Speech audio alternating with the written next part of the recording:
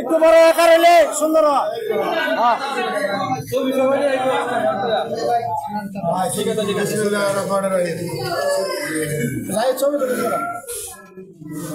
আজকে ঈশ্বরগঞ্জ জিয়া মঞ্চের union committee ঘোষণা উপলক্ষে আজকের এই জমায়েতে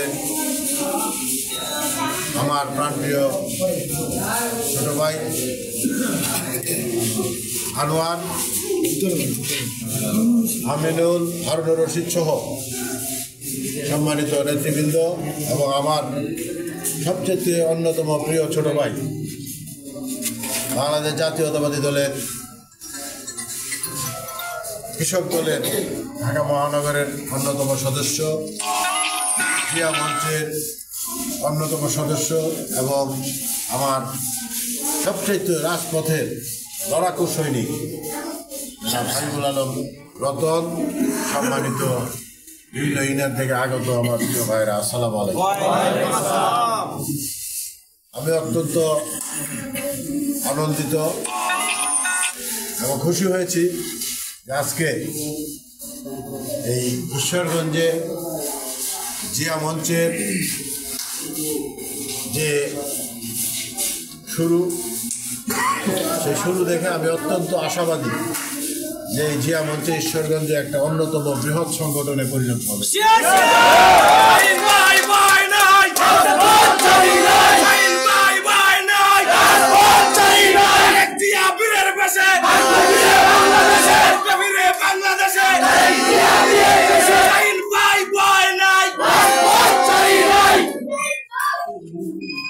রতন যার কথা না বললেই না, আমি সবসময় রতনকে আন্দোলন সংগ্রামে পেয়েছি।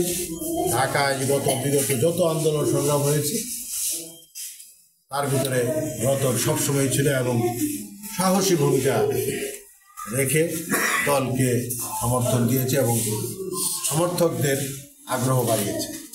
আজকে ঠিক তেমনিভাবে ঈশ্বরগঞ্জ রতন যে একজন ভালো সংগঠক এবং রতন যে একজন দক্ষ সংগঠক, সেটা আজকে সেখানে প্রমাণিত।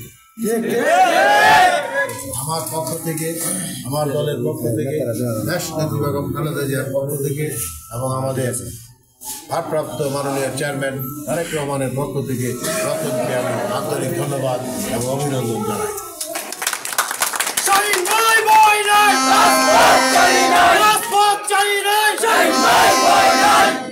অত্যন্ত এগিয়ে নেতা এবং আমি মনে করি সে যাদেরকে দিয়ে আজকে কমিটি তৈরি করেছে সবাই রতনের মতোই এগিয়ে নেতা হবে। সবাই মিলে যদি আমরা চেষ্টা করি, আমাদের যে বাংলাদেশ, নতুন বাংলাদেশ আমরা পেয়েছি, নতুনভাবে আমরা স্বাধীন হয়েছি। বিগত 5ই আগস্ট এই আন্দোলন সংগ্রামের মাধ্যমে আমাদের অনেক ছাত্র জনতা এবং আমাদের বিএনপির প্রায় 1500-র মতো ছাত্র জনতা এবং বিএনপির নেতাকর্মী এই ফ্যাসিস্ট খুনি হাসিনা সরকার হত্যা করেছে এবং সে বাধ্য হয়েছে দেশ ছেড়ে পালিয়ে যেতে। এবং শুধু সে পালিয়ে যায় নাই, তার সাথে তার যত চামচা ছিল, তার যত নেতারা ছিল সবই পালায়। কিন্তু পালায় কারা?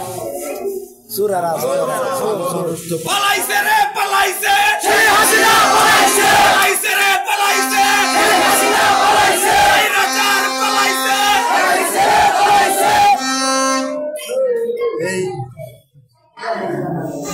পলানোর মাধ্যমে তারা প্রমাণ করল তারা আজকে এই দেশের যে অর্থনৈতিকভাবে এবং দুর্নীতির মাধ্যমে তারা যে দেশকে একটা শুক্লা বানিয়ে দিয়েছে এবং দেশ থেকে 11.5 লক্ষ কোটি টাকা তারা পাচার করেছে এবং দেশের অর্থনৈতিক অবস্থা আজকে খুব নাজুক অবস্থায়। বর্তমান যে সরকার, এই অন্তর্বর্তী সরকার আছেন ডক্টর ইউনূস সাহেবের নেতৃত্বে, তারা আপ্রাণ চেষ্টা করে যাচ্ছে যে দেশকে আবার অর্থনৈতিকভাবে দাঁড় করানো যায়। তারপরেও আজকে কিন্তু আমাদেরকে নিয়ে এই দেশকে নিয়ে ফ্যাসিস্ট শেখ হাসিনা ভারতে বসে থেকে দেশ নিয়ে এবং আমাদের জনগণকে নিয়ে আবার একটা ষড়যন্ত্র চরমভাবে ষড়যন্ত্র করতেছে দেশে বিদেশে বসে। সুতরাং আমাদের সকলকে সতর্ক থাকতে হবে।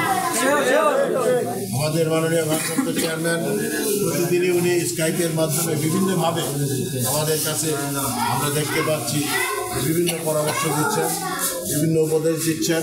আমি মনে করি আমরা সবাই মিলে ওনার যে আদেশ নির্দেশ আছে সেটা আমরা পালন করব এবং আগামীতে আমরা যে 15 বছর এই দেশে আন্দোলন সংগ্রাম করেছি, জেল জুলুম ভুলিয়া অত্যাচার নির্যাতন থেকে রক্ষা করার জন্য আমরা সবাই মিলে এই আন্দোলনের মাধ্যমে এই দেশ আবার নতুন করে স্বাধীন করেছি, সেটা ধরে রাখতে হলে আমাদের সকলকে ঐক্যবদ্ধ হয়ে থাকতে হবে।